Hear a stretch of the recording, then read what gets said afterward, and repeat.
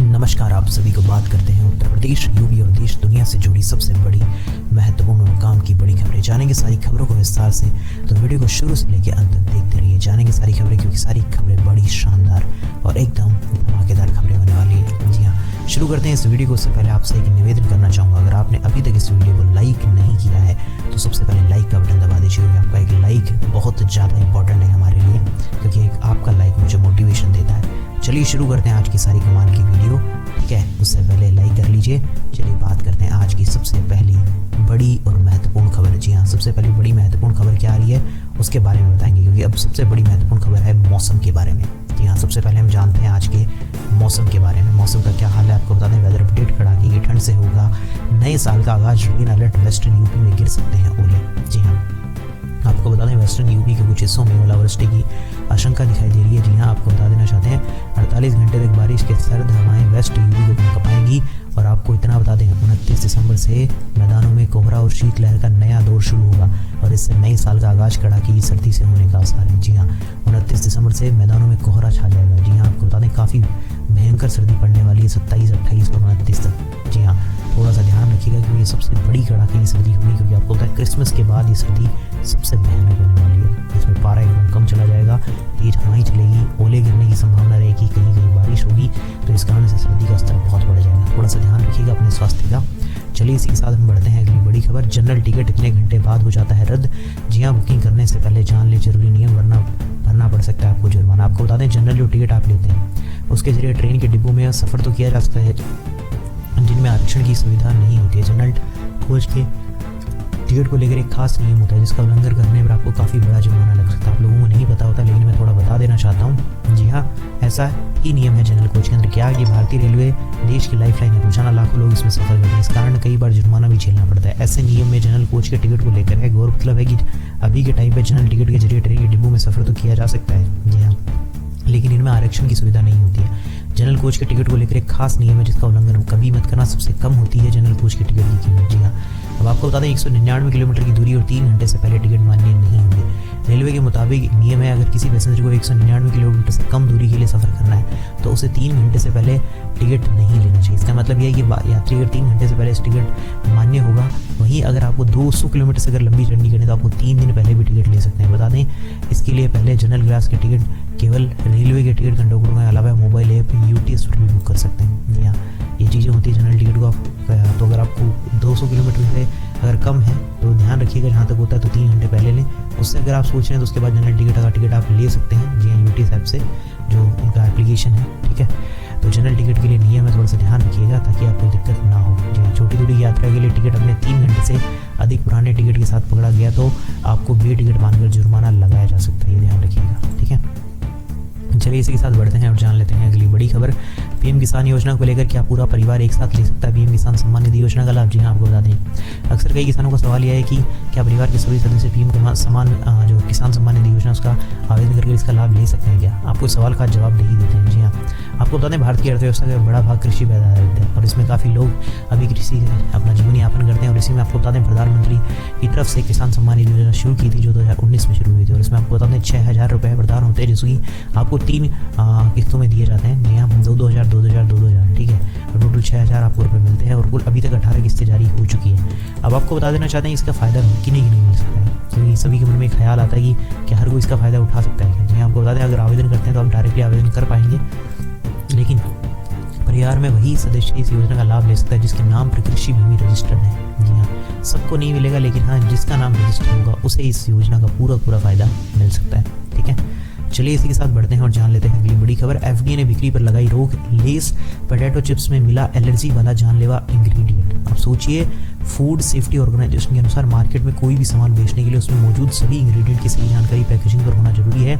इसके अभाव में बिक्री पर रोक लगाया जा सकता है। आप सोचिए, जो लेस चिप्स हम बड़े चाव से खाते हैं उसमें बताया जा रहा है कि एक ऐसा इंग्रेडिएंट है जो कि आपको एलर्जी दे सकता है, जो कि आपके शरीर के लिए जानलेवा हो सकता है। जी हाँ, हाल ही के अंदर एफडीए ने फ्रिटलो और अपने क्लासिकल पोटैटो चिप्स को वापस मंगवाने का आदेश है। दरअसल इन चिप्स में ऐसे एलर्जन पाए गए हैं जिससे पैकिंग में घोषित नहीं किया गया। ये मामला ऑर्गेन और वेस्टिंग घटक राज्यों में वितरित कुछ बेंचों का है। सोचिए कितना खराब चीज़ है। ये उत्पादन दूध एलर्जन को प्रभावित होता है। जिन लोगों को दूध से एलर्जी है उन्हें इस उत्पादन के सेवन से गंभीर और जानलेवा एलर्जी रिएक्शन का सामना करना पड़ सकता है। सोचिए, दूध वाले लोग इसे बिल्कुल मत खाइए।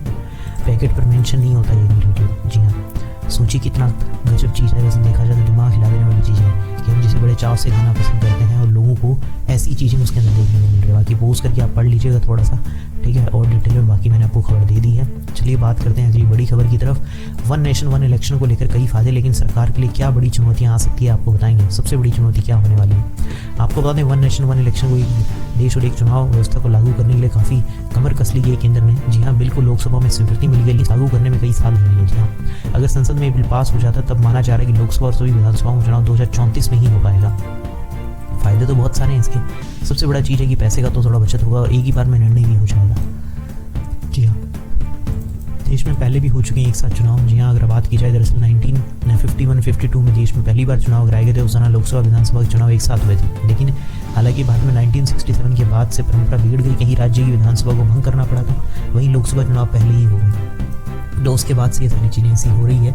बाकी देखते हैं इस बार अब क्या होगा, क्योंकि अब बताया जा रहा है आगे जो चुनाव होंगे वो वन नेशन और वन इलेक्शन के थ्रू होने वाले हैं। इसमें आपको थोड़ा सा बता दें, एक चुनाव से पैसों की बचत होगी, आचार संहिता लगने से विकास प्रभावित होता है और बार बार चुनाव होने से जनता भी परेशान होती है। राजनीतिक पार्टियों के खर्चे भी कम हो जाएंगे और सरकारी मशीनरी जो सुरक्षा बल है उन पर भी भार कम आ जाएगा। एक प्रकार से देखा जाए तो काफ़ी एक तो पर सब चीज़ों को अगर घुमा फिरा के देखा जाए तो पैसे की बचत ज़्यादा है। विपक्ष की बात करें तो बता रहे हैं राष्ट्रीय स्तर और स्थानीय स्तर के मुद्दे अलग अलग होंगे। एक साथ चुनाव से वोटर का फैसला प्रभावित होगा। 5 साल में एक बार चुनाव होने से केंद्र सरकार की जवाबदेही कम हो जाएगी और एक चुनाव से सरकारी पैसे की बचत की बात बेमानी है और इतनी बड़ी संख्या में ईवीएम और मशीनरी की व्यवस्था आसान नहीं है, ऐसा बताएं। बाकी देखने आने वाले समय में कुछ ना कुछ चीज़ों के लिए होगा। 5 देशों में ऐसा चुनाव होता है जैसे दक्षिण अफ्रीका, स्वीडन, इंडोनेशिया, फिलीपींस और बेल्जियम। वहाँ पे ऐसे ही सीधा मतलब एक ही चुनाव कराया जाता है, अलग अलग चुनाव नहीं होते हैं। ठीक है, चलिए हम बढ़ते हैं अगली बड़ी खबर की तरफ। अगली खबर क्या आ रही है उसी के बारे में आपको थोड़ा बता देते हैं। महाकुंभ 2025 डिजिटल वॉरियर रोकेंगे साइबर अपराध, ऐसी छवि वालों को ही होगा चयन। आपको बता दें महाकुंभ की तर्ज पर यहाँ आपको सबसे बड़ी चीज़ देखने को मिल रही है अभी के लिए। महाकुंभ की तर्ज पर अभी जो बात की जाए प्रदेश के अंदर डिजिटल वॉरियर्स की तैनाती हुई। डिजिटल वॉरियर्स भ्रामक खबरों को व साइबर अपराध के प्रति अपमान जो आमजनों को जागरूक करने के लिए साथ ही पुलिस के सराहनीय कार्यों को सोशल मीडिया के विभिन्न प्लेटफॉर्म पर प्रोत्साहित करने में मदद करेंगे। जी, पोज करके आप एक बार पढ़ लीजिए सारी डिटेल्स को। ठीक है, चलिए इसी के साथ बढ़ते हैं अगली बड़ी खबर। पुलिस ने निकाली अल्लू अर्जुन के दावों की हवा, सीसीटीवी फुटेज में दिखाया उस दिन क्या हुआ। आपको बता देना चाहते हैं अल्लू अर्जुन ने दावा किया था कि वे कानून का पालन करते हैं। उन्हें किसी ने भी थिएटर नहीं जाने के लिए नहीं कहा था। इसी बीच अब हैदराबाद पुलिस ने एक सीसीटीवी फुटेज जारी कर दिया है। जी हाँ, सीसीटीवी फुटेज में क्या इस वीडियो में आधार पर दावा किया जा रहा है कि पुलिस को एक्टर को बाहर निकलना पड़ा था। हैदराबाद की संध्या थिएटर में भगदड़ उस वक्त मची जब अल्लू अर्जुन फिल्म पुष्पा 2 के प्रीमियम में पहुंच गए थे। एक्टर की एक झलक पाने के लिए बेहिसाब भीड़ उमड़ पड़ी और इसी वजह से हमारी एक्टर से कोई निजी दुश्मनी नहीं है ऐसा बताया गया, लेकिन जो चीज़ें सामने आई है उसी को देखकर बताया गया। जी हाँ, बाकी आपका इसके प्रति कोई विचार हो तो कमेंट्स में बताइएगा। तब तक के लिए मैं बढ़ता हूँ अगली बड़ी खबर की तरफ। जी आपको बता दें, फर्जी वेब सीरीज से प्रभावित होकर 10वीं पास घर में ही छापने लगा नकली नोट और 1 साल में खपाए लाखों नोट। आपको बता दें, मुरादाबाद पुलिस ने शनिवार देर रात में एक छापा मारा। जी हाँ, नकली नोट छापने वाले गिरोह को भंडाफोड़ हुआ। 3 लोगों को गिरफ्तार किया गया। जानकारी के मुताबिक आरोपी फर्जी वेब सीरीज जी हाँ देखकर नकली नोट बनाने का काम शुरू कर रहे थे। आपको बताया वेब सीरीज देखकर उनके दिमाग में आया और पुलिस ने मौके पर 2,74,000 के जो 550 की नकली करेंसी के साथ प्रिंटर, स्कैनर और आदि चीज़ों को बरामद किया। तीनों आरोपियों को कोर्ट में पेश कर दिया गया और जेल भेज दिया गया। आपको बता देना चाहते हैं वह 10वीं पास है और 1 साल से नकली नोट छाप रहे हैं। सोचिए कितना बड़ा काम कर दिया उन लोगों ने। 2,74,000 के 550 नकली नोटों की करेंसी के साथ 13 प्रिंटेड जो सीट होती है, स्कैनर है, प्रिंटर है, वो सब मिले। साथ ही में मौके से 3,500 रुपये की असली करेंसी भी बना गई। 3,500, बाकी तो सब 2,74,550 तो नकली नोट निकले। सोचो ये पूरा पैसा वो अपने आसपास कहीं ना कहीं चला देते थे, पता भी नहीं चलने देते थे। सोचिए किस लेवल पे उनका काम चला था 1 साल से। पर वही बात, गलत चीज़ें ज़्यादा टिकती नहीं है, आप बिल्कुल मत करिएगा ऐसा। चलिए बढ़ते हैं इसी के बाद अगली बड़ी खबर। अल्लू अर्जुन के घर पर टमाटर फेंके जमकर किया तोड़ फोड़, उस्मानिया यूनिवर्सिटी के 8 सदस्य गिरफ्तार। आपको बता देना चाहते हैं अल्लू अर्जुन उस्मानिया विश्वविद्यालय में, जी हाँ आपको बता देना चाहते हैं उस्मानिया विश्वविद्यालय के कई सदस्यों ने रविवार को हैदराबाद में तेलुगु अभिनेता अल्लू अर्जुन के जुबली हिल्स स्थित आवास पर धावा बोल दिया और संपत्ति को नुकसान भी पहुंचा दिया, जिसमें 8 लोगों को गिरफ्तार भी कर लिया गया है। ठीक है, चलिए इसी के साथ बढ़ते हैं और जान लेते हैं अगली बड़ी खबर। आपको बता देना चाहते हैं मंदिर हुआ बावड़ी इमारत के बाद खुदाई में मिली लंबी सुरंग। संभल चंदोशी में हो रहे हैं नए नए खुलासे। आपको बता देना चाहते हैं संभल और चंदोशी में चल रही खुदाई में रोज नए नए खुलासे देखने को मिल रहे हैं। हर दिन नई सुबह नई नई चीजें मिल रही है। ऐसे में चीजों से दबे संभल में मंदिर और कुआं मिला तो चंदोशी में खुदाई के दौरान बावड़ी और प्राचीन इमारत मिली। जी हाँ, हर दिन कुछ ना कुछ वहाँ चीजें मिल रही है और इसी से यही प्रतीत हो रहा है कि वहाँ पर भगवान थे, या फिर हम बात करें वहाँ पे पहले से कुछ ऐसी चीज़ें हैं जो ये मतलब साबित करती है कि यहाँ पर कुछ ना कुछ भगवान से संबंधित यानी कि हिंदू धर्म से संबंधित कुछ ना कुछ चीज़ें थी। प्राचीन बावड़ी से अतिक्रमण हटवाने के निर्देश दिए हैं। बाकी देखते हैं इसके बारे में और कोई अपडेट आएगा तो मैं आपको बताता रहूँगा। चलिए इसी के साथ बढ़ते हैं और जान लेते हैं अगली बड़ी खबर। आपको बता दें अयोध्या काशी की तर्ज पर यूपी के इन 5 जिलों को किया जाएगा पर्यटन विकास। योगी सरकार ने जारी कर दी है धनराशि। जी हाँ, आपको बता देना चाहते हैं अभी उत्तर प्रदेश के अंदर 5 जिलों में लखीमपुर खीरी, हरदोई, अमेठी, उन्नाव और फर्रुखाबाद के 5 मंदिरों को चुना है और इन मंदिरों के पर्यटन विकास के लिए धनराशि भी स्वीकृत कर दी है। इस पहले का उद्देश्य धार्मिक पर्यटन को बढ़ावा देना और पर्यटन की संख्या में वृद्धि करना है। और इनमें आपको बता दें अयोध्या की तर्ज पर विकसित किया गया तो वाकई में बहुत अच्छी चीज़ देखने को मिलेगी, जिससे जितने ज़्यादा लोग यहाँ आएंगे उतना ज़्यादा बेनिफिट होगा। यहाँ पर्यटन की जितनी ज़्यादा बढ़ोतरी होगी उतना ही यूपी को एक बहुत बड़ा फायदा मिलने वाला है। ठीक है, चलिए इसी के साथ बढ़ते हैं और जान लेते हैं अगली बड़ी खबर। आपको बता दें मुस्लिम इलाकों में हो रही थी खुदाई। जी हाँ, जैसी खुदाई हुई मिट्टी हटाते ही दिखी बावड़ी, कुआं और 2 कमरे देखने वालों की जुटी भीड़। आपको बता दें चंदोसी में सनातन सेवक संघ की मांग पर जिलाधिकारी ने मोहल्ला लक्ष्मणगंज में मुस्लिम आबादी के बीच बने मैदान की खुदाई कराई। खुदाई के दौरान प्राचीन बावड़ी व 2 कमरे निकले, वे काफ़ी पुराने बताए जा रहे हैं। सोचिए जमीन के नीचे ऐसी चीज़ें मिलना खुदाई के दौरान, और इसी को देखकर लोगों में काफ़ी भीड़ उमड़ी। हालांकि अंधेरा होने के कारण शाम करीब 6 बजे खुदाई बंद कर दी और उसके बाद आपको बता दें इसमें ज़मीन की पैमाइश कराने पर करीब 100 मीटर की दूरी पर एक मैदान में खुदाई करने की मांग हुई। और उसके बाद आपको बताएं वहाँ पे अभी करीब बताया जाता है करीब 7 से 8 फीट की खुदाई पर मैदान में बावड़ी की सीढ़ी व 2 कमरे दिखाई दिए हैं और गहरी खुदाई होने पर और कमरे निकल सकते हैं बताया जा रहा है। अंधेरा होने के कारण शाम को खुदाई बंद कर दी गई थी। लेकिन आपको बता दें स्थानीय निवासी मोहम्मद शरीफ ने बताया कि यहाँ पर उनके समय में करीब 30 वर्ष पूर्व बावड़ी हुआ करती थी। इसमें किन्नर रहते थे और चारों ओर जंगल हुआ करता था। इसके चारों ओर अमरूद का बाग होता था। इससे पहले वह दूसरे तल पर कमरे व तीसरे तल पर बावड़ी थी जिसमें बैलों द्वारा पानी ऊपर खींचा जाता था। समय के साथ आबादी बढ़ती गई, जहाँ जंगल था वहाँ बसावट हुई और बाग उजाड़ दिए गए और प्लांटिंग शुरू कर दी गई। ऐसा कुछ बताया जा रहा है। बाकी क्या है वो तो अब आने वाले समय में धीरे धीरे पता चलेगा। प्राचीन काल में बताया चंदोशी का मुख्य व्यापार केंद्र था। प्लांटिंग के दौरान छोड़ दिया गया था मैदान। जी हाँ, चलिए इसी के साथ बढ़ते हैं और जान लेते हैं अगली बड़ी इंपॉर्टेंट खबर। आपको बता दें एयरपोर्ट पर सस्ती मिलेगी चाय, पानी और स्नैक्स। सांसद राघव चड्ढा की मुहिम पर शुरू की उड़ान यात्री कैफे की योजना। आपको बता देना चाहते हैं आम आदमी पार्टी के जो राज्यसभा सांसद जो राघव चड्ढा है उन्होंने हाल ही में एयरपोर्ट पर ज़्यादा दाम में मिलने वाली सामानों के मुद्दे पर संसद में उठाया और उनकी इस मुहिम पर केंद्र ने अपनी उड़ान यात्री कैफे योजना शुरू कर दी और इसकी शुरुआत कोलकाता एयरपोर्ट से की गई है। अब इसमें काफ़ी बड़ी चीज़ देखने को मिली है। इसका काफ़ी बड़ा फायदा क्योंकि इधर की 110 रुपये की पानी की बोतल वहाँ अंदर जो मिलती है, जहाँ पे अगर बात की जाए यहाँ पे जो एयरप्लेन आते हैं, जहाँ पे फ्लाइट्स के लोग जाते हैं, ठीक है, एयरपोर्ट्स पर वहाँ पे 100 रुपये की हो जाती है बोतलें, तो काफ़ी दिक्कत होती है। लेकिन इसको देखते हुए सरकार ने अभी उड़ान यात्री कैफे शुरू कर दिया है।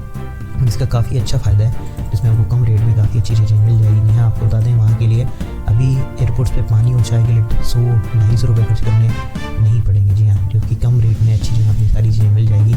और आपको बता दें उन्होंने कहा है कि एयरपोर्ट से पानी की बोतल 100 रुपये की मिल रही है, एक कप चाय 200 से 250 मिल रही है, ऐसा बताया गया था। और उनके इस भाषण से लोगों को मिली थी वाहवाही और उसी को देखते हुए अब उन्होंने सरकार ने भी इस चीज़ को समझा है और उसके बाद वे काफ़ी अच्छी चीज़ें शुरू कर दी जिसके लिए कम रुपए के अंदर यानी कि कम रुपए के अंदर नॉर्मल होता है उस प्राइस में वहाँ पे चीज़ें मिल सकेंगी। चलिए इसी के साथ बढ़ते हैं और जान लेते हैं अगली बड़ी खबर। आपको बता दें हरियाणा में 24 फसलों पर MSP की गारंटी सरकार ने नोटिफिकेशन जारी कर दिया है। गेहूं, धान, सरसों और बाजरा की फसलें भी है शामिल। आपको बता दें पंजाब के किसान जहां MSP गारंटी कानून के लिए लड़ाई लड़ रहे हैं वहीं केंद्र सरकार ने मांग को लेकर हरियाणा पंजाब के बॉर्डर पर धरने पर बैठे हुए। हरियाणा सरकार ने अपने किसानों को 24 फसलों पर MSP देने की गारंटी का नोटिफिकेशन जारी कर दिया। चलो बाकी बहुत ही अच्छी बात है। पंजाब सरकार से बातचीत कर बॉर्डर से हट जाना चाहिए और पंजाब में आंदोलन करना चाहिए, ऐसी बातें चल रही है। बाकी देखा जाए तो नोटिफिकेशन जारी हो गया है और भी कुछ अपडेट आएगा तो मैं आपको बता दूंगा। ठीक है, इन फसलों की खरीदारी पर MSP पर खरीदारी करेगी जैसे रागी, सोयाबीन, नाइजर सीड, कुसुम, जो मक्का, ज्वार, जूट, पोपरा, कृष्ण मूंग, धान, बाजरा, खरीफ मूंग, उड़द, अरहर, तिल, कपास, मूंगफली, गेहूं, सरसों, चना, मसूर, सूरजमुखी और गन्ना, इन सब पर MSP के लिए जारी कर दिया गया 14 फसलों के लिए। बाकी में किसानों के संगठनों की प्रमुख मांगे ये हैं, एक बार पोस्ट करके पढ़ लीजिएगा, जो फसलें नहीं उगाता हरियाणा उस पर भी MSP। जी हाँ, बाकी देखते हैं आगे जो अपडेट आएगा मैं आपको बताऊंगा। चलिए इसी के साथ बढ़ते हैं और जान लेते हैं अगली बड़ी महत्वपूर्ण खबर। आपको बता दें जयपुर फायर जो सबसे बड़ा एक्सीडेंट हुआ था, जी हाँ, डीएनए जांच से हुई रिटायर्ड आईएएस करणी सिंह के शव की शिनाख्त गिनती में हो गई थी खलफत। जी आपको बता देना चाहते हैं जयपुर के अंदर काफ़ी बड़ा भी आपको पता हादसा हुआ था, जिसमें भी पता चला कि जिसमें हादसे में कुछ 14 नहीं बल्कि 13 लोग मारे गए थे। हादसे में एक जो लोग था जिसमें इस कदर चल गए थे कि 2 शवों के रूप में मान लिया गया था, लेकिन बाद में डीएनए रिपोर्ट में पता चला वो एक ही शव है। जी हाँ, और उसमें बताया जा रहा है कि जो सबसे बड़ी चीज़ है कि जो एक रिटायर्ड आईएएस करणी सिंह है उनके शव की भी शिनाख्त हुई है डीएनए से सैंपल के बाद पता चला है। ठीक है, वाकई में हादसा बहुत दिल दहला देने वाला था। बस आप लोग सब अपना ध्यान रखिएगा, एकदम स्वस्थ रहिएगा, ठीक रखिएगा। तो ये थी उत्तर प्रदेश, यूपी और देश दुनिया से जुड़ी सबसे इम्पोर्टेंट महत्वपूर्ण काम की खबरें। कैसी लगी आपको सारी खबरें मुझे कमेंट्स में बताइएगा। वीडियो अच्छा लगा तो वीडियो को लाइक कर दीजिए, चैनल को सब्सक्राइब नहीं करता तो सब्सक्राइब करके घंटी के निशान को दबाना मत भूलिएगा। मैं मिलूंगा ऐसी अच्छी और वीडियो के साथ, तब तक के लिए जय श्री राम, जय हिंद, वंदे मातरम।